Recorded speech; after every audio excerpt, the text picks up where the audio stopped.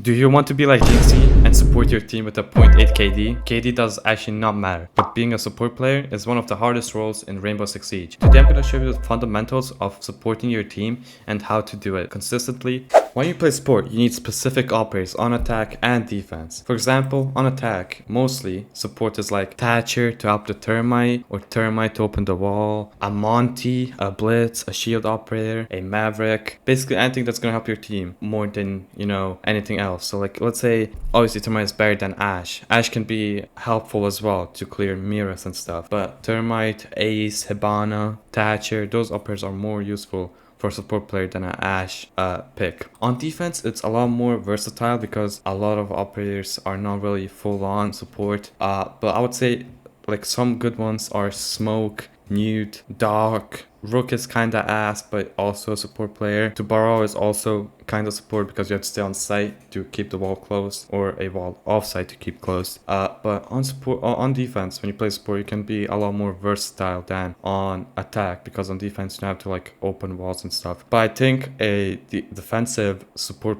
operator that's like really supportive is like Cade. He's like a face of support on defense. He has those Cade claws. He has a shotgun to make rotates. Overall, pretty versatile. You can do the whole site setup and keep the walls closed. So those are the operators that you would pick on defense and attack as a support player. As a support player, when you spawn in, you might have a drone somewhere in the building and see a spawn picker, let's say on the storage window on Nighthaven Labs.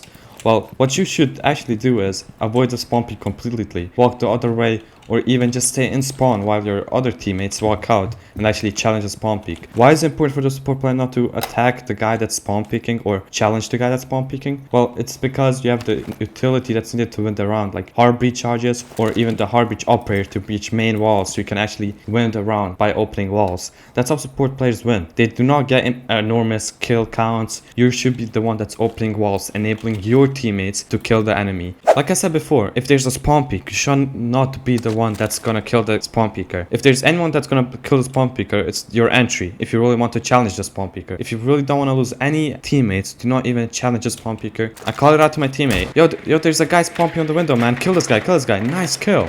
Right? So now, the other thing that you have to do is join your teammates in. Because you're the support player. You gotta keep your drones safe. You need to have good calls. Storage clear, man. Storage clear. Walk in. I'm joining your games. Games is clear as well. There's no one ratting behind the couch. Your hallway is clear. And check Fork. Fork is clear as well. As a support player on defense, what you have to do is, obviously, you want to play support. If you are support, you should be on site, staying on site, anchoring. I have a video on how to play anchor. You can check that video out. I'm gonna link it below. It's also a really informational video if you want to learn how to anchor as a support player. Also, when you're anchoring, the most important thing is to hop on camps as soon as the round starts and check the outside camps. See where the enemies are spawning, what operators they have, what guns you hear, so you can determine what attack are they doing. Are they doing a split attack? Are they doing the crossover, horizontal over? Are they bringing any special ops that could determine a fast plant or a rush? Well, that's why you have to call to your teammates, so your roamers can hop back to side if it's a rush, or even deny the attack from below with C4s, stuff like that. But let's see, for example, I have a vigil roaming downstairs and I know I have default camps. So you hop on camps when you're in a safe spot, there's no enemies close to you. You hop on camps. Oh, I see a guy at the bottom of the lobby stairs. You ping it, call it out, and your teammate kills him with your perfect calls